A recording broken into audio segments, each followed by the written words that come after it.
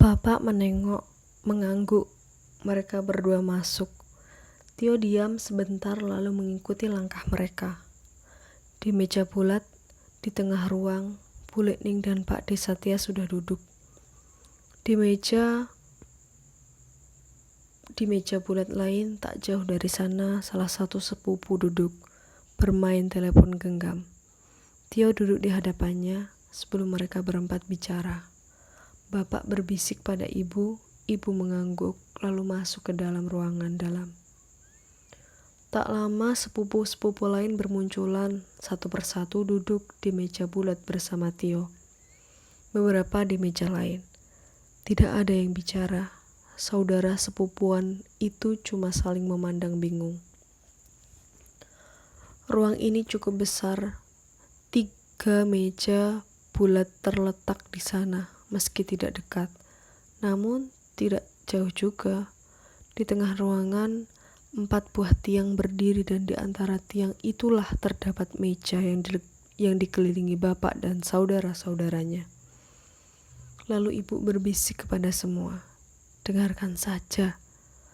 Malam ini desa bisa memperkeras suara telinga. Malam ini di desa bisa memperkeras suara, sehingga walau mereka berempat seperti berbisik, tetap bisa terdengar. Barulah Tio menyadari kalau ada yang janggal. Sepupunya berhenti mengotak-atik telepon genggam. Kemudian bermain mata dengan Tio seperti bertanya, "Ada apa?" Tio mengadikkan bahu lalu ia sendiri juga tidak tahu apa yang sedang terjadi. Kalau ini terjadi di masa kecil, mereka sudah diusir dari tadi-tadi, tak boleh mendengar pembicaraan orang tua. Kali ini mereka memang diundang untuk menguping. Solusinya apa ini? Tanya Pak Le. Kalau kita biarkan anak cucu kita tidak akan tahu keberadaannya. Namanya harus tertulis. Tapi tidak mungkin menulisnya di sana. Tio membatin. Mereka sedang membicarakan apa? Di sana? Di mana? Matanya melirik ketika mereka menggelar selembar kertas mirip karton yang ukurannya bisa menghabiskan muka meja. Cangkir kopi dan piring camilan menyerah pindah ke lantai. Pohon silsilah ini isinya terah keluarga sedara. Kita tidak bisa asal memasukkan nama orang, ada prosedurnya. Lanjut Bule dengan suara pelan seperti mengandung penyesalan. Kita masih bisa menjelaskan ke anak-anak kita, tapi bagaimana dengan cucu-cucu kita? Cicit, Puyut, Cangga, kalau tidak ada catatan pasti hilang. Apakah benar namanya harus ditulis? Lalu bagaimana? Kita biarkan namanya hilang. Bagaimana kita memastikan bahwa cerita ini terus disampaikan? Mereka berempat diam dan ketegangan seperti masuk dalam ruangan. Sekarang kita sepakat dulu, potong bapak. Dicatat atau tidak dicatat? Dicatat, sambar Bu Lekning seperti tanpa berpikir. Mirip dengan takutnya ada orang lain yang memotong terlebih dahulu. Dan 3 saudaranya menengok. Tak lama mendengar 3 balasan lain yang bernada serupa. Dicatat. Baiklah, kita sepakat untuk mencatat namanya. Simpul bapak. Pertanyaan selanjutnya, kita catat di mana? Mereka terdiam lagi sampai Tio merasa mereka sedang bertapa. Ia kembali mencium aroma kelembak dari pelataran. Desah nafas seperti bisa mendengar. Begitupun jangkrik. Apakah mungkin kita buat catatan lain, semacam catatan kaki yang bisa kita buat untuk keluarga kita sendiri? Namanya kita tulis di sana. Usul Pak Le Wid. Sebagai apa? Tanya balik bapak kepadanya. Aku tidak mau menyebut, tapi keluarga besar lain mungkin menganggap beliau tak lebih dari.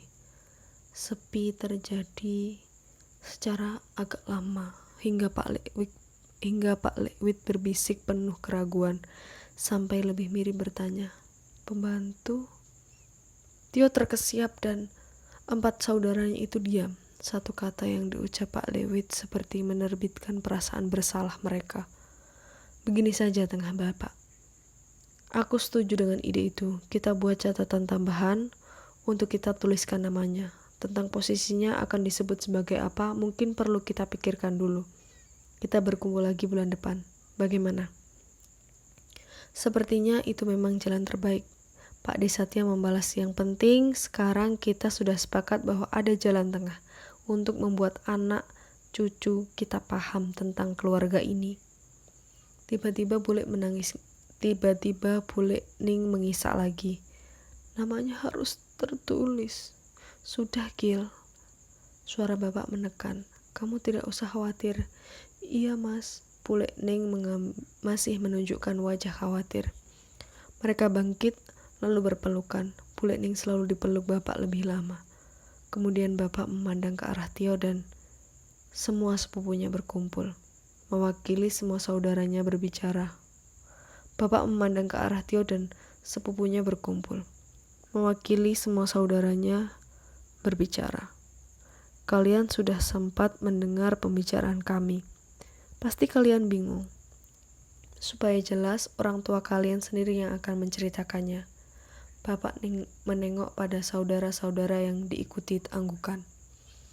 Sepupu-sepupu Tio balas mengangguk, entah karena mengerti atau karena tidak tahu harus bertanya apa. Diam sesaat, janggal, lalu pembicaraan bubar.